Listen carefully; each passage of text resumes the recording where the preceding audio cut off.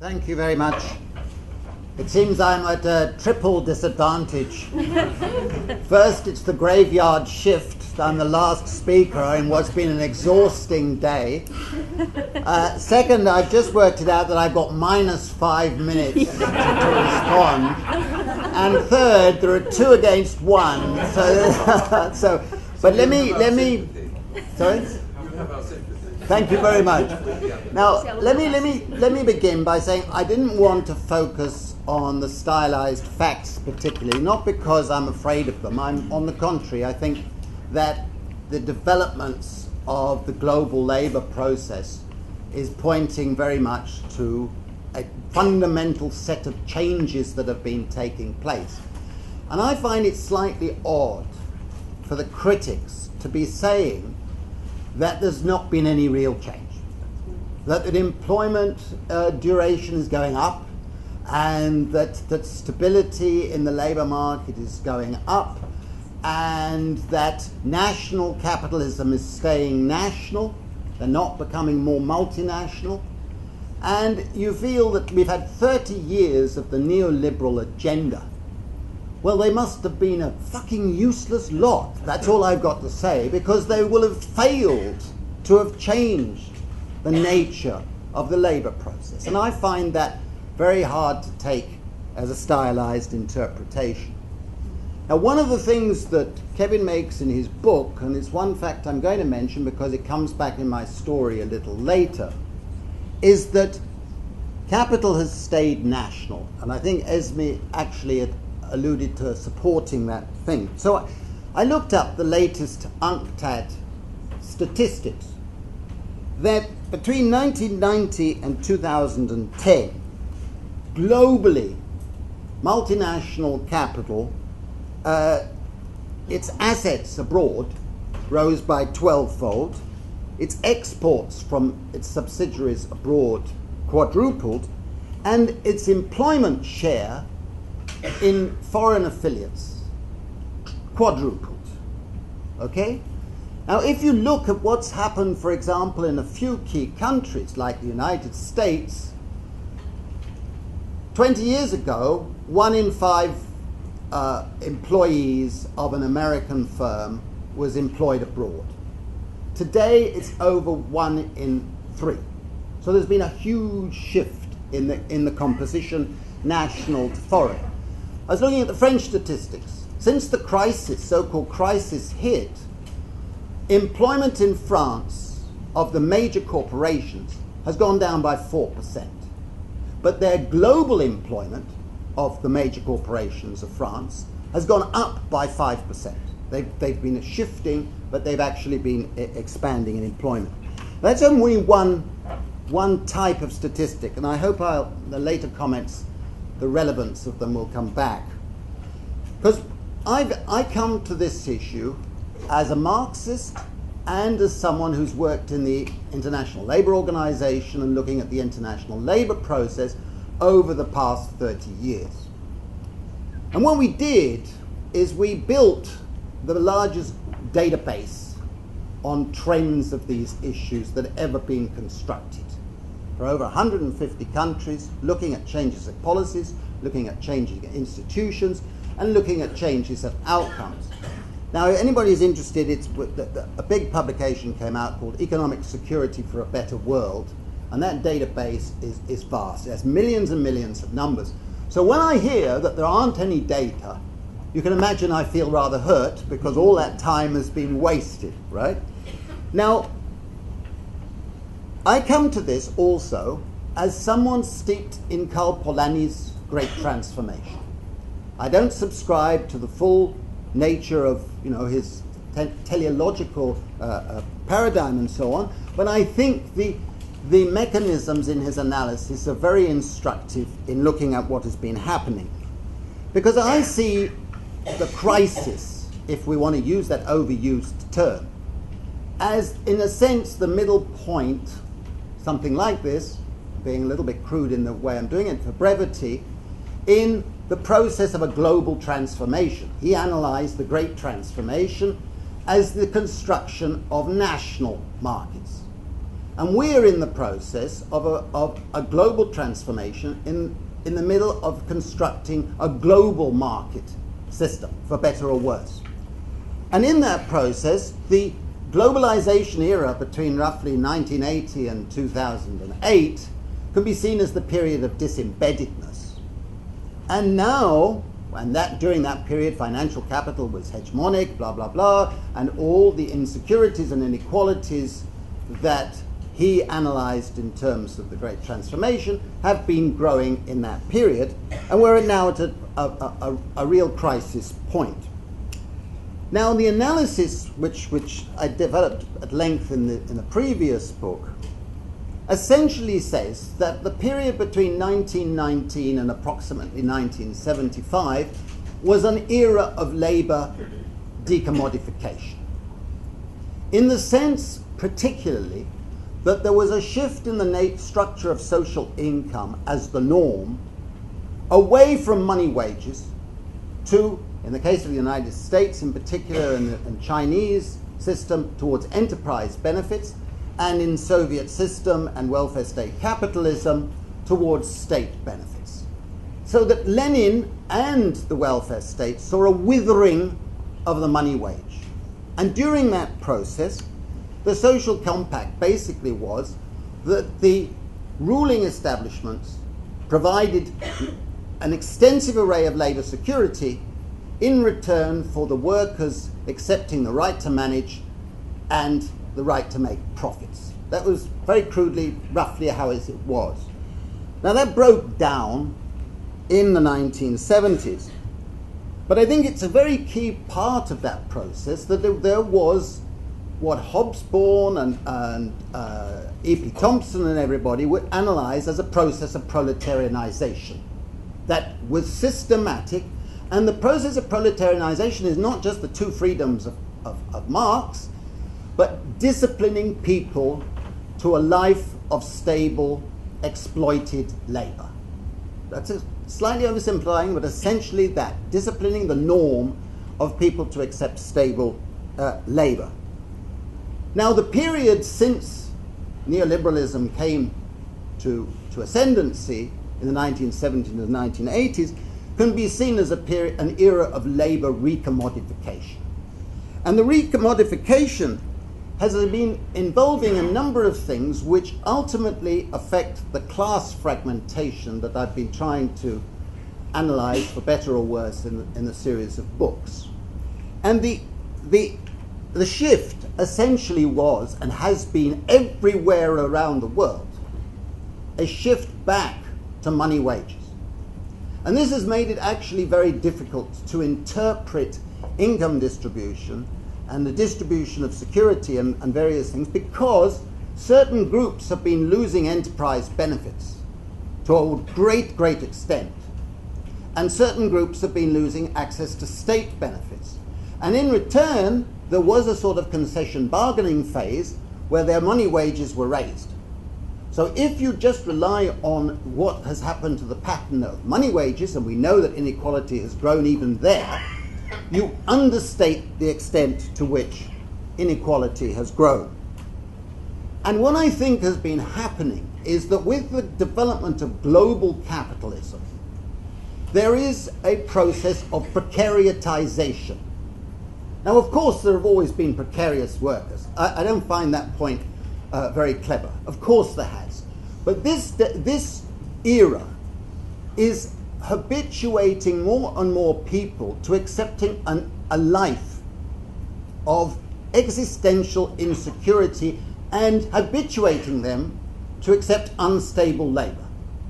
A life of unstable labor in which they're constantly expected to update their skills or face obsolescence, to update their charms, or whatever you want to call these bag of tricks that people are expected to learn. So the human resource consultants tell us that every person, all of us, has to spend 15% of our time every year learning new skills. I mean, just think of what the sort of life that's held out at. Now, my analysis has led me not turn that away, not not willingly, to thinking in terms of a class fragmentation process that's been taking place globally. I didn't, because of my Marxist background, I didn't go to it willingly. I argued with people like Eric Wright and Thurborn and others who have gone similar sort of way, and Cohen, for example, in his wonderful book. But I've been drawn to think that there's a global class structure that's emerging, and that if we don't take account of that, then our analytical capacities to analyze the tensions and the nature of the class struggle that we have to foster will be missed. And I think if you go into a dualism, of any sort of dualism, then you lose the capacity to analyze the tension. Now, I put at the top an elite of global citizens, these billionaires who are all criminals or verging on being caught as criminals at the top. Chomsky wrote to me and said he thinks that plutocracy is a better word for it. I bow to the great man. I'm quite happy to say that plutocracy is a better word. But you know the types. A long way below them is an emerging group, a salariat, that is shrinking slightly, and certainly since the austerity measures, you'll see a lot more in the public sectors being tipped out of this salariat. These are people with long-term employment security that Kevin talks about, and we know that there is still a large number of those. I don't find any of this nonsense about saying there's a disappearance of employment security. I certainly have never said that, and I don't believe it's true.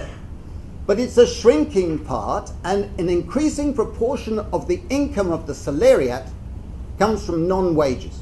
It comes from enterprise benefits, all those pensions, all those health insurance, paid holidays, you know, all the sorts of benefits that are given to them. And most crucially, a rising percentage of their income comes from capital.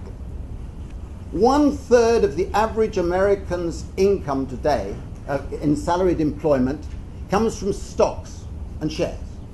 1/3, and it's growing. In Germany, the numbers receiving a large part of their income from the stock market has been doubling in the last 10 years. So you've got this phenomenon where you have, you know, where is my interest? And below that, I've got 5 minutes, help. Below that you have the shrinking core. And I don't want to be apologetic about that. The old notion of the proletariat has been shrinking globally. It's been shrinking in India as well as in the rich industrialized countries. But it's, again, as Esme says, it's not disappeared. It's still an important part of our social fabric and the class struggle. It's below them that you have this growing precariat. Now, the precariat should be distinguished from the lumpen precariat. The lumpen are the people who are the social victims. They're outside the capitalist labor market. They're on drugs. They're social victims, etc. And I think it's very important not to equate this emerging precariat with a lumpen underclass, and that a number of people have done. It's not a proletariat either, because it's this being habituated to not only having employment insecurity, but job insecurity. Kevin keeps mixing the two up with respect. But I've got to like him over our arguments, as you can imagine. But job security is not the same as employment security. Employment security means you have a contract, you have the capacity to get costs from your employer if you lose your employment, and you have certain range of rights. Job insecurity is when you don't have control over the type of work you do in your job. The biggest example I give is France Telecom, where they found that a whole lot of the employees committed suicide, and it turned out that they couldn't understand why. They had very strong employment security. But it turned out that the management was shifting them between offices and between functions and so on, and this created incredible insecurity and stress and led to a spate of suicides. Now, because of the occupational re-regulation that I'm not going to have time to talk about, that has taken place in this era, it's not deregulation, It's a shift to state control of occupational life that has taken place around the world. That there has been a splintering of occupations, and people in the precariat have less and less control over over the nature of their work. The term I use is that a growing number of people are denizens. Denizens, not citizens. And many of the people who become denizens have rights taken away from them. They're not just the migrants. And that increasingly, the denizens are a larger and larger part of the precariat. Now, I want to use the last 2 minutes or so that I'm allowed to have, and I apologize for rushing some of this, by saying that I think the essence of the explanation for the growth of the precariat was a Faustian bargain that the ruling establishments made in the 1980s. At that time, they liberalized the world economy, they liberalized capital markets, they liberalized labor markets, and in the process, they trebled the world's labor supply. They trebled by adding several billion extra workers, all prepared or habituated to working for wages and benefits 1/50th of what any Western European would expect. Now, I'm an economist, and any economist should be able to tell you that if you liberalize the system and they're earning very low wages and benefits down here, you're either going to get a great sucking sound of jobs or a crashing of wages and benefits. Governments couldn't afford to do that, and therefore they introduced labor subsidies, which are subsidies to capital, tax credits, cheap consumer credit, and the Faustian bargain took off. And the irony, which has not been mentioned in the today, and I feel it's one of these big elephants in the room, is that in the process of globalization, the economy that became the most capitalistic in the world was China. The share of national income in China going to labor fell by 20 percentage points. That is, I think, unprecedented anywhere in the world. And irony number two is that in India, the drop in the share of total national income going to labor was actually greater. But it started from a lower level. Now, in the process, the Faustian bargain allowed governments to go for this labor market flexibility strategy, increasing the insecurities and so on, and ultimately the Faustian bargain blew up in our faces. And now, of course, we've got this austerity regime, which is a complete nonsense. They did not need to make that Faustian bargain, but they did. Now, I've been told to sum up, and I just want to conclude, because I feel I can't do it, by saying that the final two chapters of the book paint what I call the first chapter a politics of Inferno.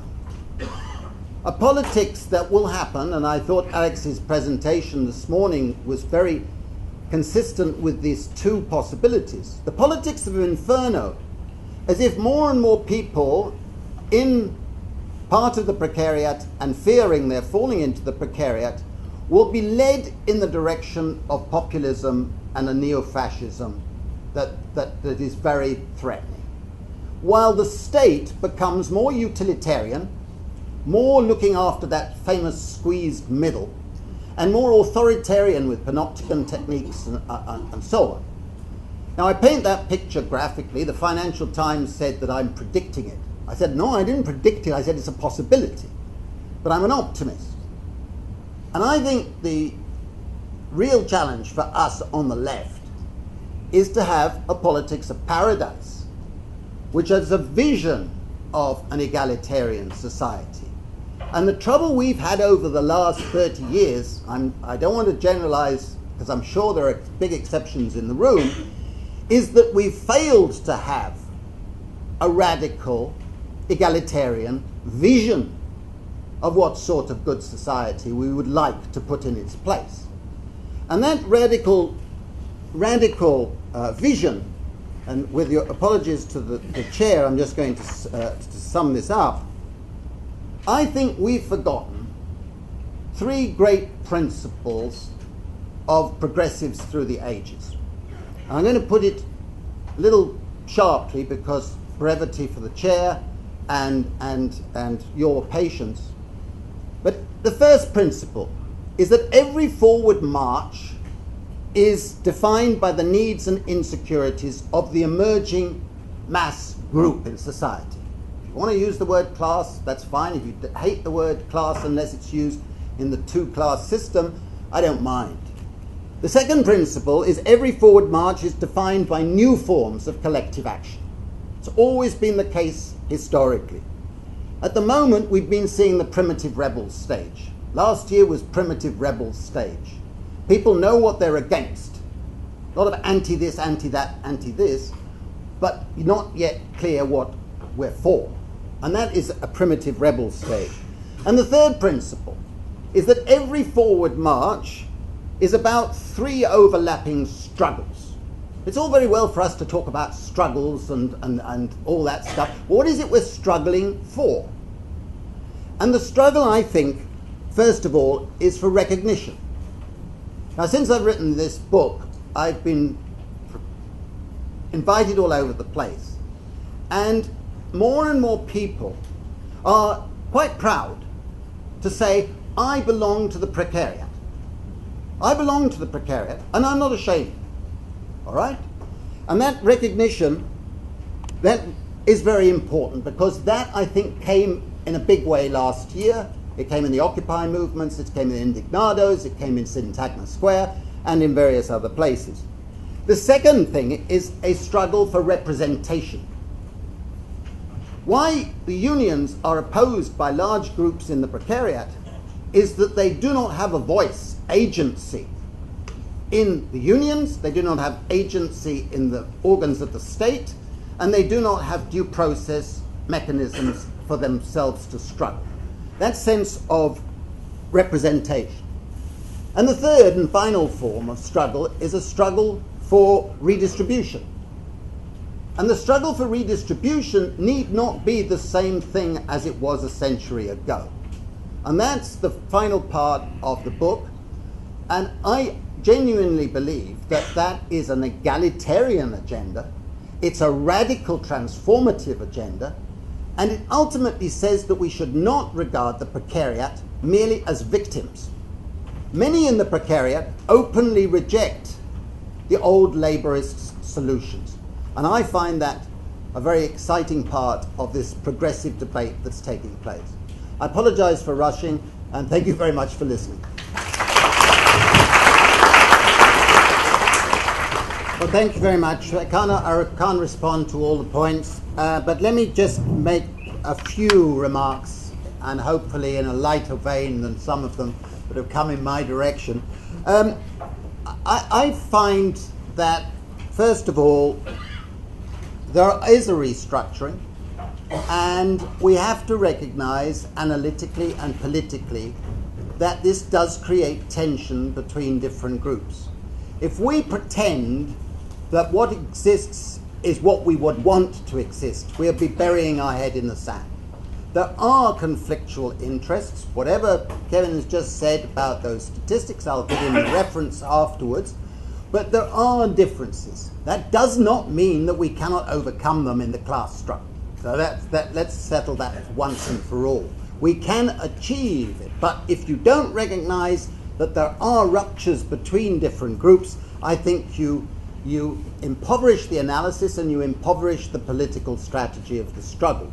Now, if you go to a meeting of people who stand up one after the other and say, I'm a member of the precariat, their agenda and their vision is often profoundly different from what if you go to a traditional working class meeting.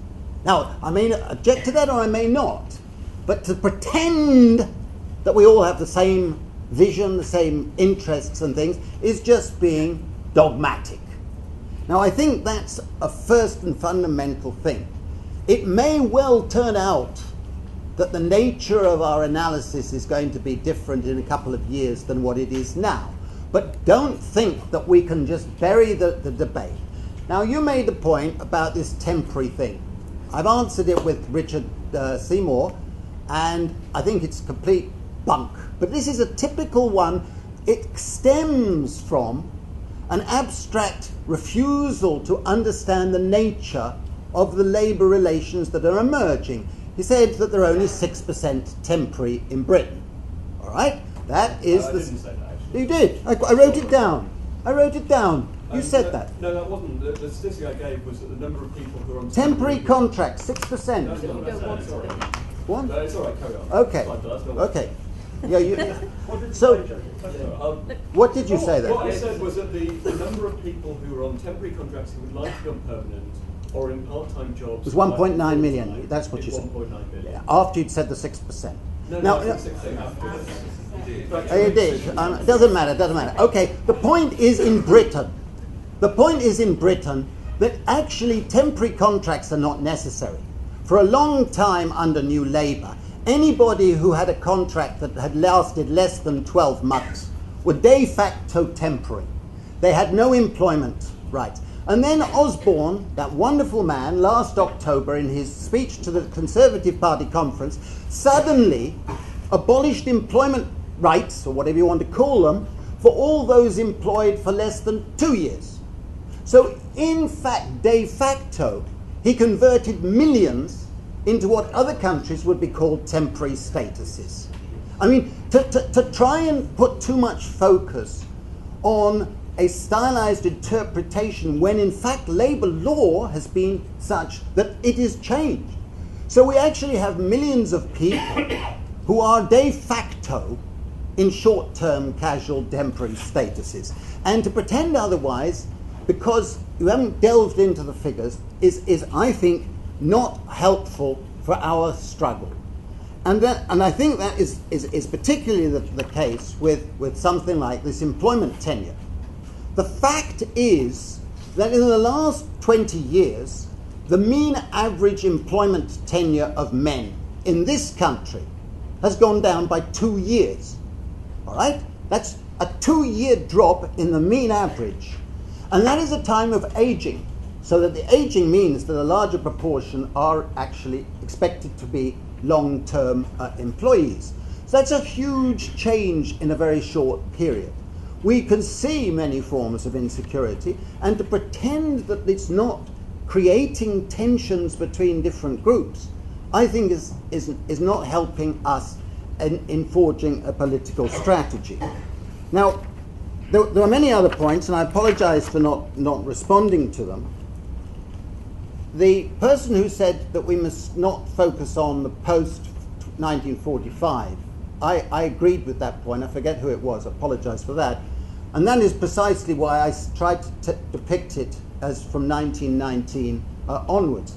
But I don't think that the precariousness of the early 20th century is anything like the same as we're getting at this moment. And it's a different character. And what I try and do in the books is I look at 7 forms of labour-related insecurity that have grown. And that pattern of 7 forms includes a chronic increase in income insecurity by the various restructuring of incomes. We haven't had enough time to discuss that, but for me that is part of the most important part of the story. Now, thank you for your comments, even if there's a lot of skepticism, but I hope some of you will engage with the subject and continue to do so. Thank you very much.